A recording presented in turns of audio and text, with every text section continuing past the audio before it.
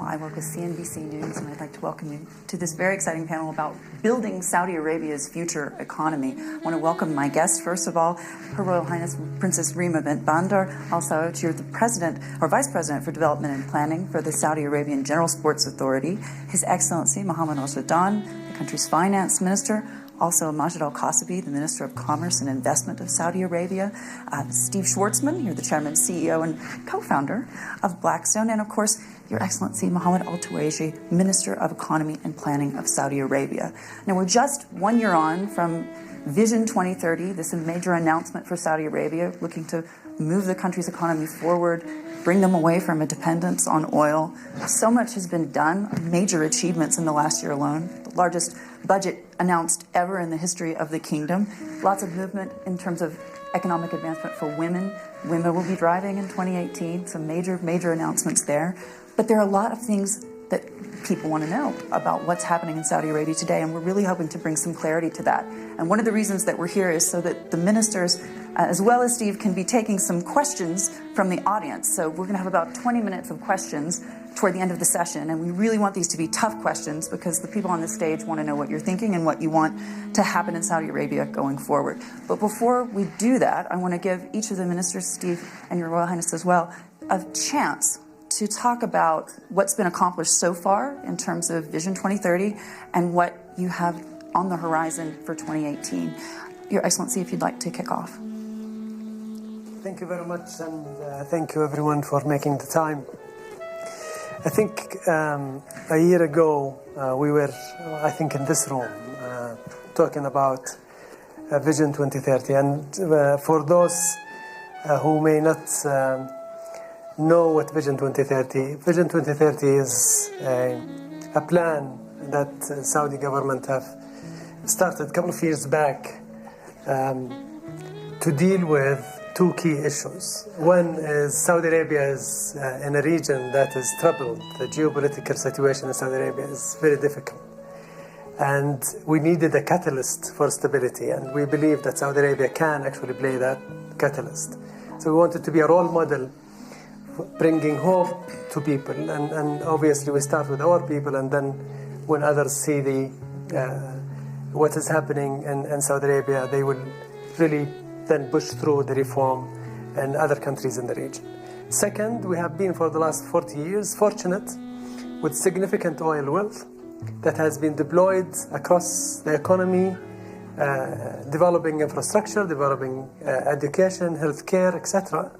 But it is actually dependent on one commodity that is very volatile. And with that volatility, planning becomes very difficult. And therefore, the government decided that we really needed to diversify and reform our economy. But then the reform needed to be wider than just economy. So the Vision 2030 is about reform, but reforming the financial discipline of how the government is doing, and having more midterm and long-term financial planning, reforming economy and diversifying our economy, instead of being significantly dependent on government spending. It is planned now, it is going to expose other sectors, mining, entertainment, tourism, and various other sectors that we could talk about later on. And then reforming socially, and we could talk a lot about this. We could spend the whole session talking about what is happening socially. So it's also about reforming socially, and then reforming legally and regulatory. So we wanted to update old laws to ensure that we have laws that are enforced when they are enacted. And a lot have happened since then, and we could talk about it. In my area, just talking about the last 12 months, we have seen deficit dropping as we promised last year this time. We said we are going to go below 10% on deficit. We did, and now it is 8.9, and we are targeting even less deficit next year and the year after. We said we are going to start significant financial reforms. We did. We applied. We started the VAT 1st of January this year. We started excise tax mid of last year. We reformed the energy price significantly, but then we did not forget the other side, that throughout this transition, you needed to make sure that the private sector is giving a breathing space and your people are being protected, particularly the less fortunate. So we started the citizen account. We started the first payment in December. We registered more than 10 million individuals through the system, and we started the payment. We also announced multiple private sector stimulus packages, 40 billion mid of 2017, another 72 billion in December, and another 80s coming in during 18. So there is a lot that is happening on the financial side and delivering on what we said we are going to do. The government is committed. There is significant more alignment within the government. If you talk to each ministry now, and they really are more aligned. We have one target. We know where we are going. We talk. We align our positions. We plan properly. We spend a lot of times, instead of our day jobs, in the evenings, just making sure that we are aligned, we are synchronized. When we talk about what's happening in Saudi Arabia, you mentioned the social aspect, the cultural aspect. I want to bring you in here because at the end of the day, the new news out of Saudi Arabia is really about economic cities and how that's going to change people's lives and really not only enable women to be much more in the workforce, but also, of course, grow the economy. So when we talk about the investments that the country has made in the past 10 years, it's industrial cities and economic cities. 3 new investments that are being made now in the cities are Neom, Gidea, and also the Red Sea.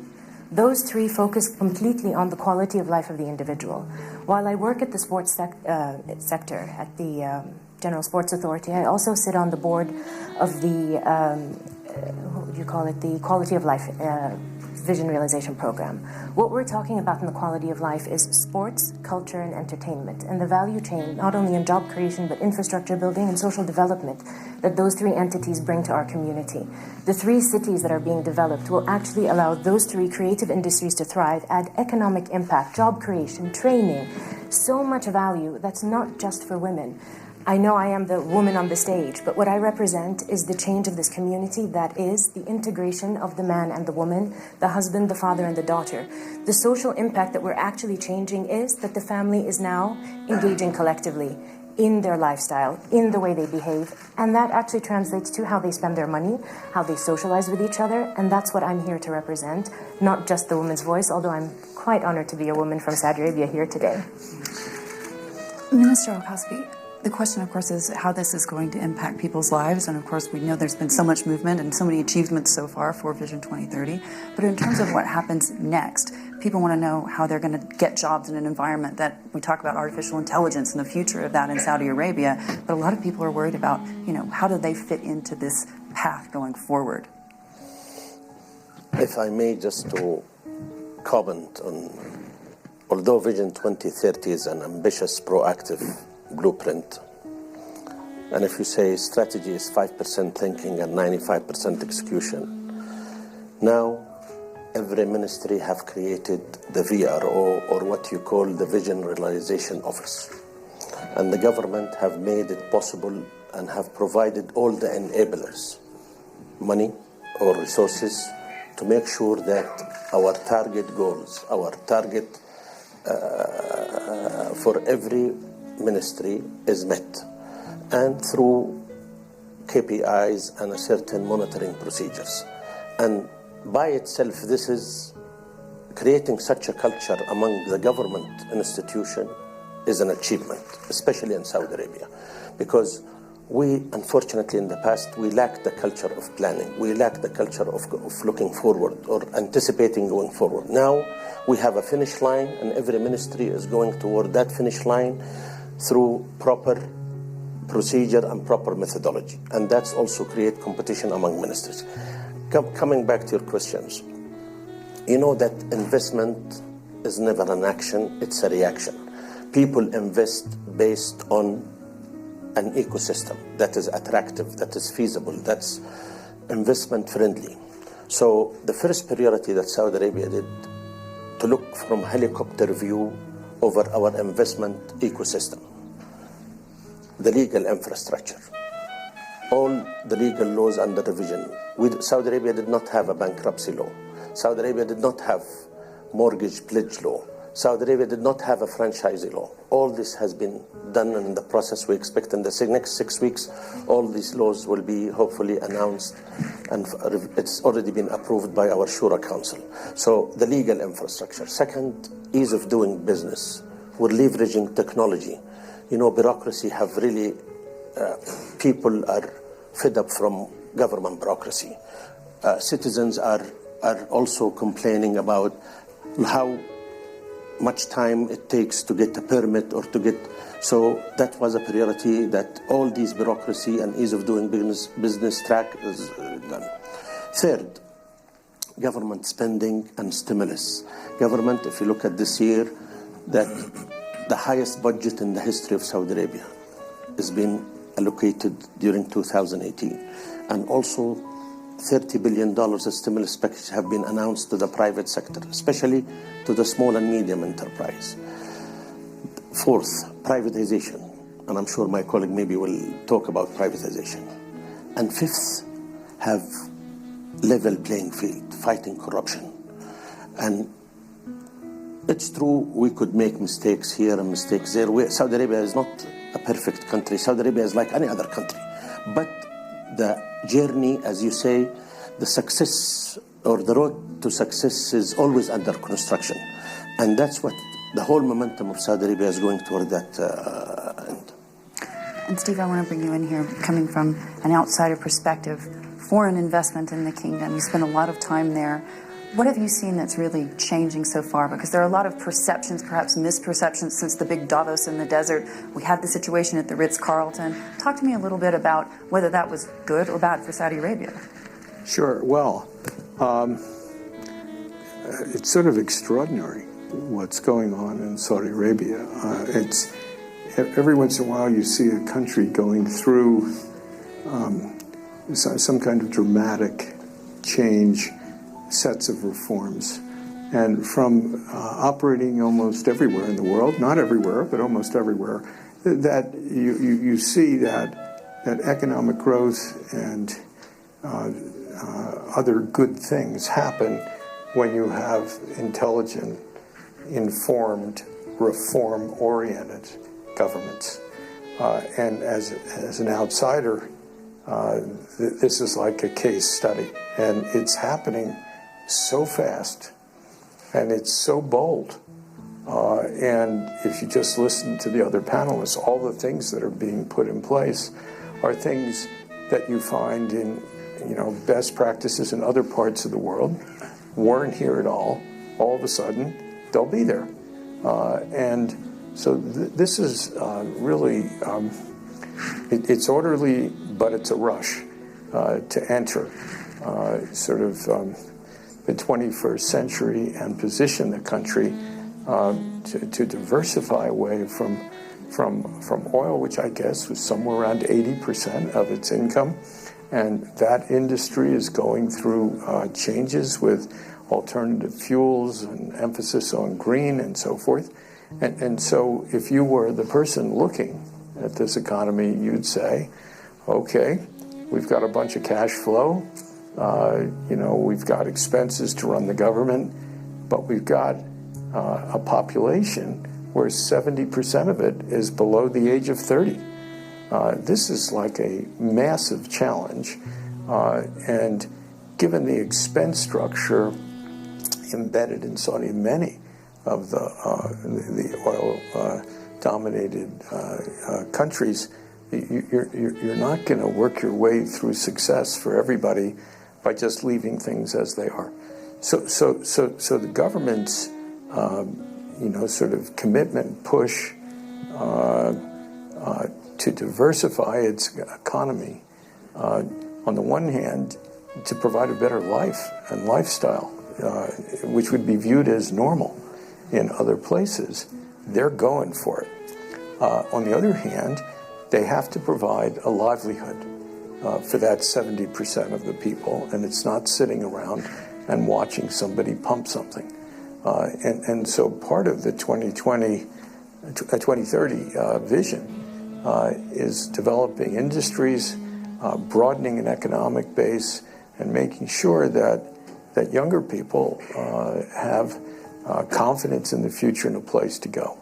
You asked a question about, I forget whether it was AI or, sort of modern technology generally. Young people are pretty comfortable almost all over the world with that world. Some of us who are older, a little less so. And so taking the approach of okay, let's draw a line as to where we were, and let's build our economy to a greater extent than one would think around modern technology, because this also enables the country to be connected to the world. But it provides an opportunity for younger people to fashion an economic life much more like other places in the world, where whether it's people working from home or people connected with other groups of people, and it's actually astonishingly bold to do it off of this space. So when you have this much going on, as one of the other speakers said, not everything goes 100%, and people don't understand what it's like to change things. We own lots of assets, hundreds of billions of them all over the world, and we try and improve things and change. And we're pretty good. We get it right most of the time. Every once in a while, you don't. And the more change you put into a system, the more opportunity there is for something to go wrong. It's important that I think the outside world, as well as the inside world, that Saudi doesn't overreact to something just going wrong, because it's inevitable. If you look at China, for example, that went through perhaps the most transformational change in world history, in the time frame that they did it economically, they get things wrong all the time, and they expect there to be a certain percentage of things that just don't work, and they fix them, and they don't get excited about it, and if that fix doesn't work, they put in a second fix, and eventually they get it. And I think the path for Saudi Arabia will have some of those types of issues. However, what they're unleashing is pretty amazing. From a Western perspective, it's hard to imagine you don't have like an entertainment industry. I mean, as an American, I was watching the Mickey Mouse Club, as a 6-year-old, and you just expect there to be entertainment. And now they're going ahead, they're going to have a whole entertainment sub-city. I guess it's about 30 or 40 kilometers outside of Riyadh. And I was at a meeting where, they were sort of briefing entertainment companies, and why wouldn't you be there? You've got over 25 million people. Everybody likes to either go to the movies or go to a theme park or do things that everyone in the world does that the Saudis haven't done. And how is that going to fail? So building on that, I think it's important to talk about the planning aspect in terms of a lot of challenges still to accomplishing what you say you want to accomplish. There have been some differences in the timeline. I think it's important to be really transparent with everyone in this room about those challenges and what you see on the horizon in terms of when these things are actually going to come to fruition. So first of all, let's remember this is the top-down choice. But it was designed bottom-up, 7,000 plus government employees, university students, consultants spent 7 months putting this plan together. So we have to remember that. Second, we have to remember that the success of Saudi Arabia is a big success for the whole region. And we realize that, and it's part of our ambition and plan.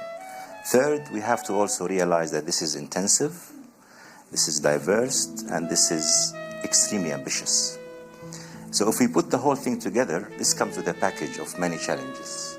And we've been through 2 years of execution. If I can summarize those categories of challenges, I'll put them into 3. One is capacity. Who's going to do the whole thing?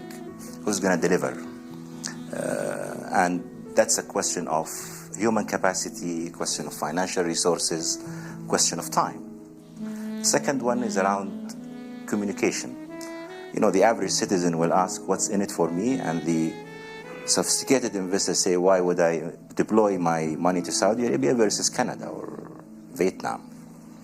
And the third category is cost. This is expensive, and anybody here who's been through transformation realize that you need to invest before you realize the benefits of those investments. And I think the big mitigants that we've put together through this plan is first governance, accessibility to decision making, the harmony between government entities. This is a great mitigant. And the second one is discipline, in the sense that, we have targets. These targets are monitored on a regular basis, updated regularly, so everybody knows exactly what needs to be done and how it should be done. So, to summarize, ambitious plan, very aggressive. Everybody is watching, and we realize that we have a major role to play regionally and globally. But in terms of execution, we have started, and we think for the next couple of years, you will see more of our initiatives getting into the ground through the design of the 12 vision realization programs. And when we talk about realization, obviously you're saying that it's going to cost a lot of money to get a lot of this stuff done. And one of the questions that I addressed to the finance minister yesterday in our interview was oil hovering around 70. How is this going to impact what you do and how you spend? Is this about fixing the deficit, or is this about putting more money into Vision 2030? You've certainly introduced a major budget for this year. What's your take? Two things, I think. One, we welcome higher oil prices, obviously. I don't mind at all. But then, unlike what happened in the past, I think what we are doing now, we are saying we are very disciplined. When we announced our budget last year, and we updated it this year, a midterm fiscal planning for the first time.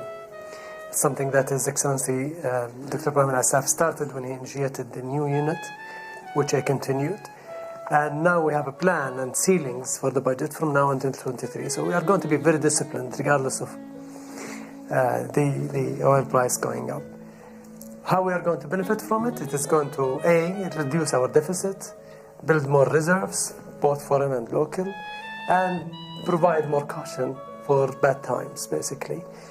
All of this is also in combination with all that is taking place with BIF and our diversification.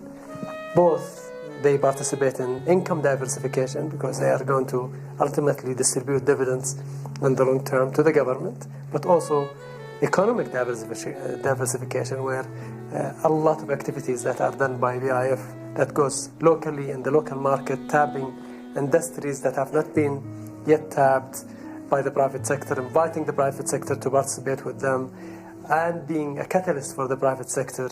When it is difficult to invest, they go and invest first, and then the private sector will join. So there is a lot of benefits, but I, again, would welcome higher oil price. We're here to talk about foreign investment as well, obviously, but I want to ask about investors in the economy that are local to Saudi Arabia and certainly within the region itself. There's a lot of nervousness over the last couple of years. So many quick changes in Saudi Arabia. So many people, in the press at least, claiming that things were moving a little bit too fast, not sure where it was going. But when you look at what's happening today, what are the incentives you're giving to the private sector to continue investing, even if perhaps some things aren't necessarily clear, at least in the medium or short to medium term? Just to tell you that, action speaks louder than word, as you say. Last year, 2017, we had 377 FDI new license in Saudi Arabia, permits that for foreign companies to come to work in Saudi Arabia, as compared to 250 to the year before, almost 50% increase in number of FDIs from 48 different nations. These people did not come just for the sake of they're enjoying the ride or they're really coming to invest. And as I said earlier, investment is never an action, is always a reaction. So the Saudi government is trying to prepare the right platform in terms of proper legal infrastructure, proper ease of doing business, proper opportunities. And Saudi Arabia has always been the government, the first client or the first customer. And now the government is reviewing the whole procurement law, which has been I don't know, for 30 or 40 years. And now it's under review, and it's under final review, and hopefully this will be a game changer for the new investors. So number of commercial registration last year of Saudi commercial registration was almost 196,000 new company was established in Saudi Arabia, of which 17,000 were female owned business, small and medium enterprises. Last year, currently small and medium enterprise is 21% of our GDP, almost 1/5 of our economy. Vision 2030 wants to take it from 1/5 of its economy to 1/3 of its economy. So government have provided stimulus packages for small and medium enterprises, have provided the platform, have provided the spending. We need to be more also predictable. We need to help the private sector to be more clear, and maybe we need to communicate better with the private sector, and that's in the process, in the making. I also wanted to say, if I may have the chance, change. Change is not a template. In psychology, they say change has 4 modes. Best mode of change is to accept a change. But the other 3, resist change, or tolerate change, or reject change. So that means 3 out of 4 is against change by nature. But it's quite the opposite in Saudi Arabia. Saudi Arabia is 70% are saying that Saudi Arabia is going in the right direction. The youth, as my colleague said, 70% of our population is below the age of 30. It's actually below the age of 35, are behind change. Now we might adjust our navigation. We have maybe we need to adjust speed. We need to navigate better. We need to communicate better. But this is also a learning process. I want to weigh in on the capital markets. We had that conversation a little earlier in terms of being quite transparent about what happens next, the MSCI. That's all coming online in the next year or so. Talk us through that, because a lot of people are interested in how they get in the Saudi market. So again, the Vision Realization Program have narrowed down the areas of focus of Vision 2030. One of them is the development of the Saudi capital markets. To start with, the Saudi market is the largest in the Arab world and growing. The number of listing company, the pipeline is significant, both family offices and others coming to list in Saudi Arabia. Second, the capital markets and the financial markets in general weathered so many storms. If you plot down what happened since the early 60s, you will see that the system has a lot of resilience to navigate through crisis, to navigate through very difficult situations. We've seen oil prices at $8 at one point of time. And the performance of the stock market remains to be relatively resilient, supported by a very solid banking system. However, part of the development of the capital markets is what the investors really want from Saudi Arabia, whether it's accessibility, products, the ability to basically have their capital free to trade, derivatives, and all these instruments that will make the investment in Saudi Arabia more valuable for those investors. However, the chairman of the program is His Excellency, and he may need to add a few points on that. I wanted to just possibly cover an area that we haven't covered enough in this forum, which is the Saudi Arabian capital market development. I think if you look at what happened in 2017 alone and the year to date, significant change. We moved from an environment where we had a T+2, T+0 clearing and settlement to a T+2 in response to investors. We moved from a position where we were not ready for international indices to be included in the watch list. Now we're in the watch list of FTSE and in the watch list of MSCI. We engaged in significant reform in how we welcome foreign investors into the public market. And that took a lot of effort in designing the qualified foreign investor regime and then enhancing it twice so far just to respond to the market. So the last revision was, I think, a month ago, where we significantly reduced the requirements for QFIs to be registered and investing in Saudi. And today, I could tell you, not today, but at least 3 days ago, when I had the statistics, the QFIs numbers are highest so far, and their investment is the highest ever. We had a dip in November after the anti-corruption crackdown, and then now it picked up. Investors realized that actually it is good for the economy, it is creating level playing field, and now it is actually in its highest ever historically in Saudi Arabia. So there is a lot that is happening in the capital market. There is also a very positive sentiment as a result of the government announcement on the budget, and that we're focusing on capital expenditure, and there is a lot of money that is being spent on infrastructure and digitization and technology. So the private sector is going to be part of this, and that is pushing also the market. We have one of the 3 or 5 at least strongest banking systems in Saudi Arabia worldwide.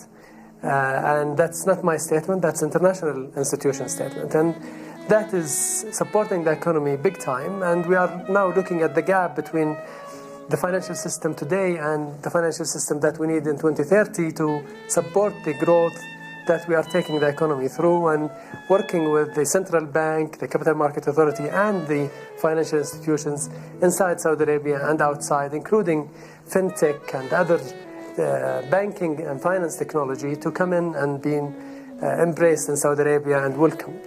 When you look at what's happening in terms of your investment case, Steve, in particular, you're looking for a 10 to 12% return, which is pretty ambitious. Talk us through how you made that decision and what you're seeing in the next 12 to 18 months in terms of, we go out to the Davos in the desert, and usually when people would come to Saudi Arabia, they were looking for investment, they were looking for money, and that's changed. Well, I think it's going to take a while for the international community to watch what's going on in Saudi and then engage and then invest. That's pretty logical. Whenever you see a major change, you want to see how's it going to work. And you heard from the other panelists, you know, we're doing a lot of work.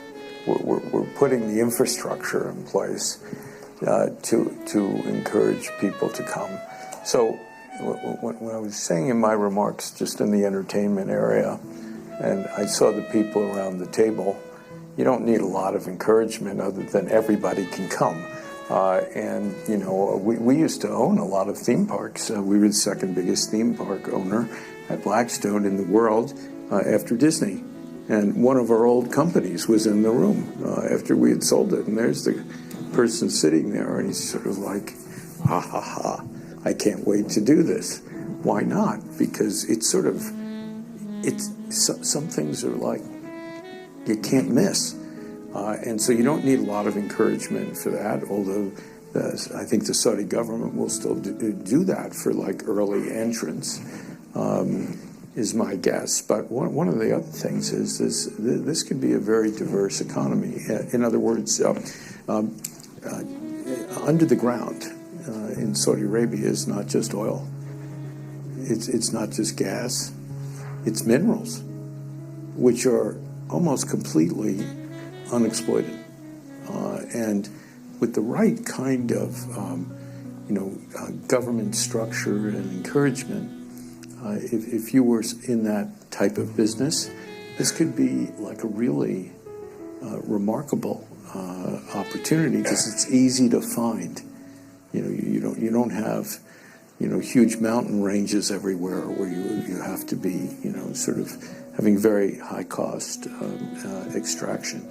So I think things will build. It won't be a gold rush just at once, because it takes a while. But when you do the right things and people look for investment alternatives and the table is set, somebody eventually buys some food and they put it on the table and they eat it. And I think this is the right approach to be attracting people. You were at the Davos in the desert thing. That was pretty amazing. I mean, it was sort of like where we are now, except you had much better logistics and air conditioning, which apparently is not in this room either. You know, you had thousands, I don't know, 2,000-3,000 people, and you know, this was really a good show. And you know, I think this was about as well managed a large event as you could have, you know, like engineered, and I think it changed people's perceptions because most people around the world that I know never focused on Saudi as an investment destination, and you know, they just came right out and talked about, you know, how they were basically changing, you know, where Saudi was going, and they're not kidding. It's you know, I come from a world where in the West people make speeches, and not many things happen as a result of speeches made in the West. I mean, it's like almost another form of entertainment. And you're referring to the president by any chance? I said in the West. It's a general comment. But you know, with what's going on in Saudi, to the extent I understand it, these aren't speeches. These are action directions, and people are acting. Before we open up the floor to questions, let's look a little bit deeper into what the opportunities are for women. I mean, we were talking a little bit earlier about perceptions and how Saudi Arabia has made a lot of strides so far, and at least in being transparent and open about what happens next. But in terms of you're building economic cities that will actually improve the lives of the family unit, you're going to change those dynamics. What do you see on the horizon? Because so much has already been accomplished that you don't really get as much credit for as perhaps you should. So, to give an example of what all of the gentlemen are saying on the stage, their excellencies are talking about government coordination, immediate change, business, small, medium enterprises. The Crown Prince told us go in action. As part of the National Transformative Projects, each entity submitted programs that needed immediate delivery that would have quick wins. A quick win for us was licensing of women's gyms. To you, it's intuitive that this would exist. It didn't exist in Saudi. Working with His Excellency, working with the Ministry of Labor, Commerce, what we did was create 25 new line items for jobs for women, that immediate job impact. We worked on changing the laws to allow for women's gyms to be legal. Immediate impact was 500 registrants on the digital site that we created. 47 immediately went live because they already existed and felt comfortable and confident enough that the laws would protect them. Working with the municipality to change the rules and regulations on the sizes of spaces that were needed. Why? Because we'd like to promote small and micro businesses for physical fitness. Because as anyone in the West knows, that's how the sports industry works. Working with the Ministry of Labor to change part-time and freelance jobs, because that's what moves the sports economy. Then we talk about going to the Crown Prince and saying, you cannot have half of your community not having access to this nation. Women drive. That is monumental change by a leader listening to the community. But what does that also mean? It means now there's no more excuse on lack of productivity. A woman today can't say, I couldn't find a car, I couldn't find a driver, because now you can. That doesn't take away from the value of an Uber. An Uber exists in Los Angeles, a Careem exists, taxis exist everywhere. But now you have the freedom of choice to get yourself to the venue and the location you want. Immediate economic impact. It also changes traffic patterns. But more significantly, what is now happening is a woman has the choice to breathe. A woman has a choice to dream, and she can action. Why? Because the reforms that their excellencies are talking about are happening on the ground. When I was hired, I was the only woman in an office of 1,800 people. A year and a half out, right now, my team is made up of men and women, but 27 women work within the two groups that I'm responsible for, whether it's the Mass Participation Federation, which actually is our mandate is to get people outside moving and a part of the sports economy, not only from the human point of view of getting physical and active, but sports economy impacts your health. If you save or spend $1 on sports, you save $3 on health. Why wouldn't we? And so what the Crown Prince is telling us is, this is your nation, you are my people. What do you need? How can I help you? And then he gives us, we're an authority, we're not a ministry. He gives us the resources through the ministries to action the change. And I see it every day. 2 weeks ago, women entered the stadiums for the first time. 8,000 women on our first day walked into a sports stadium and attended a match. What that meant, though, the implication, and why did it take us a while from date of announcement to date of application? We couldn't find enough security women to come and man the spaces. We couldn't find enough ushers. We couldn't find enough volunteers. Now that could be a negative, or it could be a positive, because that's job opportunities. And it's not just the employment of those women, it's the training of those women. So that's two streams. It's also, bear in mind, the uniforms these women are wearing. That's more business. That's production. We're also looking at light manufacturing and sports materials. We have rubber. We can make rubber mats. We could make yoga mats. It's a fad. I'm told people like it.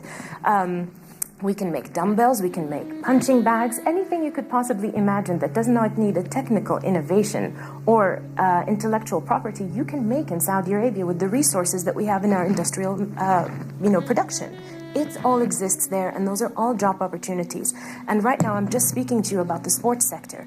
Add on to it entertainment, add on to it culture. In our own nation, we have the talent. What the talent is looking for is the resources, and what our excellencies are actually creating is the pathways to allow that excellence to come in through exchange of knowledge. What's on us then is to say, please don't just come here and do, please come and teach, please come and educate. And if I could say a model that's phenomenal and sensational is the Disney model. They come in and turn around communities. And that's what we would like to do. So when you're looking at us to come in, please don't just look at us as oil, and don't look at us as the building and the construction as the concrete. Please look at the people that need the training, and that will actually have a much longer value chain for you in engagement with our nation, because that is the new oil. Human capital is the new currency, and I really would encourage you to look at us that way. I want to open up the floor to questions. And remember, we're hoping for some really tough questions up here. The ministers are really excited about this. So if we could pass around the microphone. Anyone? Don't be shy.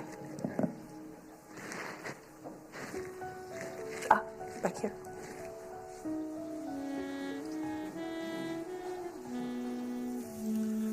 Thank you very much.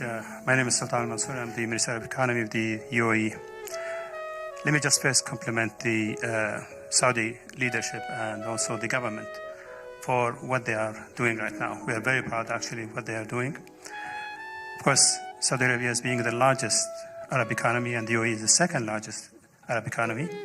I would like to know, how can we coordinate more closely together when it comes to the growth agenda in the economy?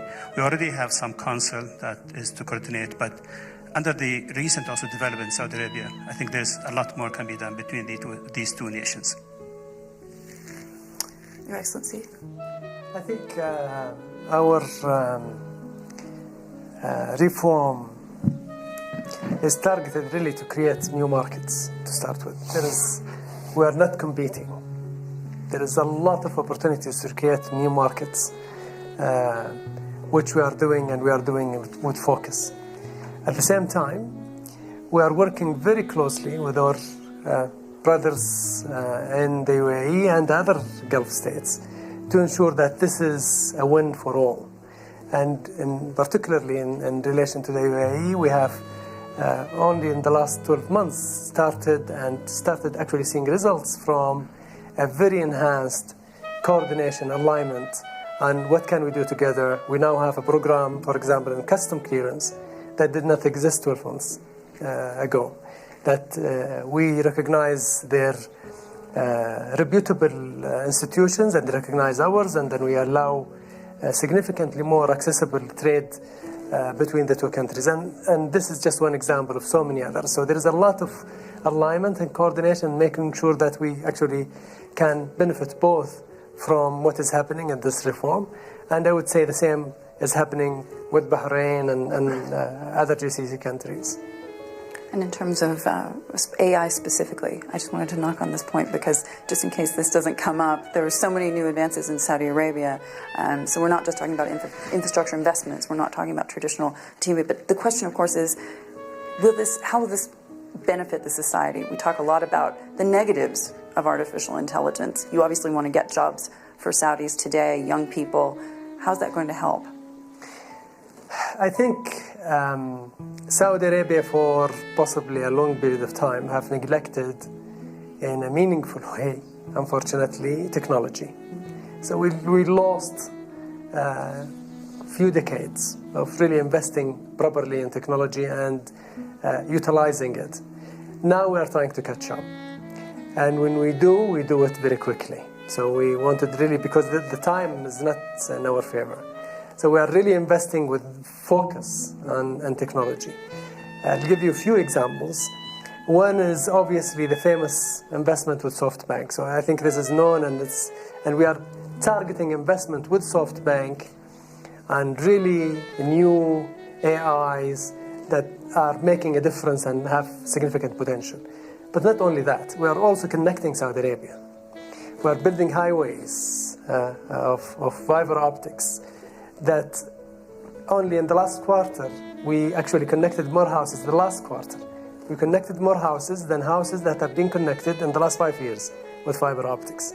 So there is a lot of drive. We are investing billions of subsidizing the telecom companies and actually laying down fiber optics to clinics, connecting schools, connecting households. So there is a lot of that. And we are banking, as Steve said, we are banking in a very young population that are embracing technology, hungry for more technology, and they are way, way more advanced and sophisticated than we are. So, yeah, Mr. Swaha, His Excellency, the Minister of Technology, spoke yesterday and the day before, and he gave specific examples of new startups, Saudi, powered by Saudis in their 20s, who are doing fantastic impact on healthcare and other services that are being now running in Saudi. Ministry of Health is running various new technologies. As we speak, they started in the north and the south regions where they connect households to their doctors via smartphones without having to actually travel, particularly with Saudi Arabia and the distances. So there is a lot that is taking place, and technology is in the front of it. If I may add, I think the demographics Stephen spoke about, that it's a very young society. It's not only that, but they're also IT savvy, so they love it. So that's one. Through the transformation of our education system, basically a lot of design is going on around what do we teach those kids to do what in the future. I think that's also probably an area of focus of Vision 2030. So the combination of young society and a focus on education to fit for the future is hopefully is gonna not only create jobs, but make Saudi a real player in the AI and technology space. More questions right behind me. Thank you, Catherine Garrett-Cox from Gulf International Bank. Thank you for such a thoughtful conversation and some practical examples of the progress being made in Saudi Arabia. Given that we're here in a global gathering and thinking a bit about the role that Saudi Arabia can play in a global stage, there's a lot of discussion this week about the Sustainable Development Goals, which also run out to 2030. So my question for the panel is, to what degree is there an appetite to align Vision 2030 with the SDGs? Thank you. I think so. It fits quite well with them. Of the 17, just through the Quality of Life Vision Realization Program, I think we hit about 6 of them. We have been meeting with, I was actually in New York at one of the meetings there to see how could we have greater alignment. By default, if a nation wants to be successful, an alignment with the SDGs is critical, just by default. So it is counterintuitive to go with the opposite. When we talk about gender equality, what we're actually, I'd like everyone to understand, we're not doing gender equality or neutrality or any other secondary word you'd like to put to that statement because the West wants it, because it will target Human Rights Watch and get them off our backs, or Amnesty International is going to say, great, good job you. We're doing it because A, it's the right thing to do. B, it is necessary for our nation from an economic point of view, but also from the holistic nature of how do you want a family to actually function as a family if you're constantly segregating them. It doesn't work that way. However, you all have to understand in this room, behavioral shift does not happen overnight. And Sometimes economic drivers drive it because you need the money, therefore you'd like your daughter to go work. That was our reality perhaps 5 years ago. But today, the mindset that's necessary is there's value in the woman, there's value in her contribution to the community, there's value to her voice, and the decisions that she helps make actually make for a more balanced economy. It makes for a more balanced society. There's no man in this room that I think would wake up and say, we like imbalance. Nobody likes it. But perhaps you just haven't heard our voices before. So today, the introduction of the woman may seem like this anomaly or novelty across the world in Saudi, but we've been there. Where we've been, though, is the silent partner. And today, I think we are given the opportunity and a platform to be more present and more relevant. And I hope you don't think I am the only woman in Saudi that feels this way or is working towards this. I actually represent the thousands of women who are actually a lot more competent and qualified than I am. All I can hope to do is that I do them justice while I'm here. These are women who are already in the Shura Council, women who are already in the municipalities, women who have PhDs that took longer and more work than the time I've been alive. And it is sad for me that those women aren't shown and they're not showcased. And I really hope that you'll take the opportunity to realize they exist. Organizations like MISC have been so proactive in highlighting those women in the sciences, in the mathematics, in all of the STEM world. We actually have valuable contribution, and they've been contributing historically. Those of you who work with the universities and the medical centers, you know us. We exist. But perhaps in the economic sectors, in the defense sectors, in the oil industry, you haven't seen us because that's who your cohorts are. But we are out there. When you also talk about sustainable development goals and you talk about poverty, we do have poverty in the Middle East, but what's your benchmark and your baseline for it? It does not mean we don't address it. We do, but we address it in the context that it exists for us. So terminologies differ, but the reality is the same. And yes, we are addressing the sustainable development goals. Do you think that Saudi Arabia gets a bad rep? I do. Do you? I Generally do. in the press? I do, because there is Who's this... at fault there? 50-50. There's a determination to not allow us to create a new narrative. And my question is why? You ask us to change, but then when we begin to exhibit change, you come to us with cynicism. And I don't know how to explain how destructive that is when you wake up every morning and you go into the office and you're motivating people to make a change for their community. And we are so thrilled and we're so excited, and the article ends up, this was fabulous, but. Why but? Do you say that to anyone else? Is it because we're in the Middle East and there's a history of what you did not feel assimilated to your values? But please understand, the values we have are different. They're not right or wrong, they're different, and they should be honored for what they are. When we're at fault, call us out. When we're not, I would just say, acknowledge it. You don't have to agree with it, but that but is so detrimental to the women I work with and the women I try to inspire. But I will remind you what I remind them. We are not working for anyone outside of this nation. We're working for this nation, for the women of our nation, for the men of our nation, for the evolution of where we need to be, and that's how we will benefit you. That's how we will be a global player.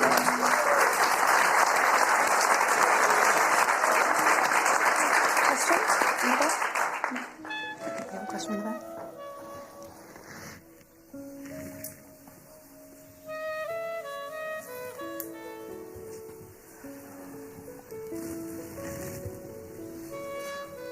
Reuters News, Dimitri, I'm the energy editor. Mr. Jaddan, a question probably to Minister Jaddan. Very simple question, no buts, no nothing. So there have been reports that the anti-corruption probe has already generated close to 100 billion for Saudi Arabia. Could you comment, please? And in that respect, because the figure is so close to what the Aramco IPO might generate, do you actually need to go for the Aramco IPO? Thank you very much. If I may just, I will comment on Her Royal Highness's. I think the other side, the other 50 that she did not cover, is also we let go. So we created a gap. We did not communicate enough. And I think this session and other sessions that we are doing, and so many others in Saudi Arabia are doing, is really to fill that gap. So when there is a gap, people will fill it, no matter what. So we need just to make sure that our story is also there. In relation to the anti-corruption, I think what I said at the beginning is very important. Part of the reform that we have started is legal and legal enforcement, and creating a level playing field that where everybody is equal before the law.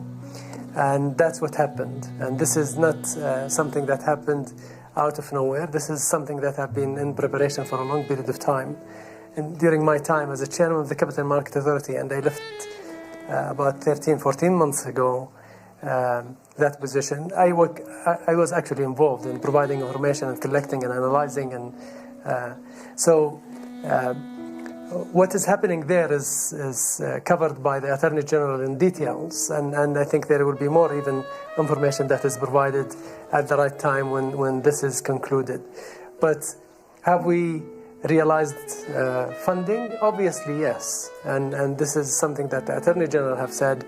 He said that they are targeting or they are suspecting that these people have embezzled in one way or another or deprived the public funding of about 100 billion. Did we recover 100 billion? I can't comment on that. Did we recover some of it? Yes. And I said previously that we are using some of it. And these are, by the way, very smart people. They don't leave cash in their bank accounts.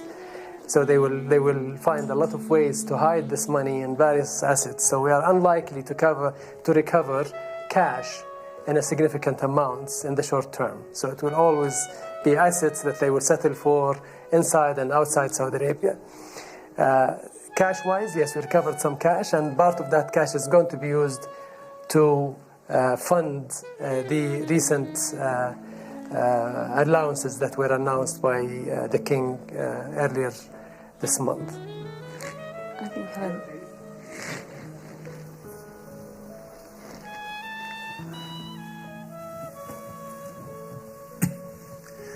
Mohammed Al-Shayef from Kuwait, Al-Shayef Group.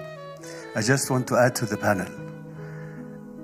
We have plans to invest billions of dollars in projects in lifestyle shopping centers. And I have to say the good news that the banks are more interested now to fund than last year. So we have oversubscription to fund the avenues of Riyadh, which is $3.4 billion. And in future in Eastern Province. Also, I want to say to you, Princess Rima, that we are starting to have girls baristas in Starbucks. And this is really a shift, and we are very excited. And also another piece of information. We employ 2,000 women. They will save money when they drive. And this will go into the economy. The question to the government, are we going to compete with the private sector? Or you're going to incentivize the private sector? May I answer this question? It's been never the intention to compete with the private sector.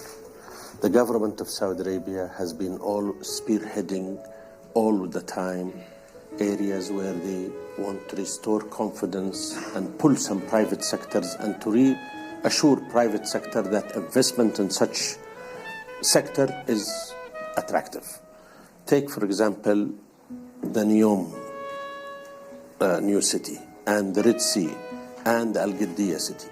The government will bring the private sector, but it has to be the agent of change and the spearheading leader that will make private sector is comfortable and assured about their investment. Sorry, just very quickly. I think this is a very, very critical point, and I understand where it's coming from, and I've heard it a few times, including from people in this room.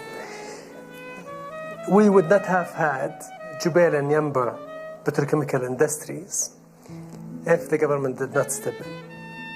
Private sector did not start that initiative. The government started it and then gave it to the private sector to continue. I think what the government is doing is looking at sectors, industries, specific investments that are either too large for the private sector to take risk on, or new, have not been tapped, or existed but the private sector decided not to. For example, recycling. We've been talking about recycling for 40 years. 40 years. Everybody's talking about it. And no real investment. So the government had to step in and invest We are investing in military industries. But what the government is doing, actually, the government is creating the ecosystem. The government is saying, we are building the infrastructure, building the regulatory framework, and inviting private sector to come in. PIF is investing 80 billion only in this year in Saudi Arabia. Who is going to execute this 80 billion investment? The private sector. The private sector will build, the private sector will supply, the private sector will partner with. So definitely the intention is not to compete with, but there will always be times when the private sector feels pressured because there is an opportunity that they did not invest in. And for Mr. Al-Shaya, I think he's actually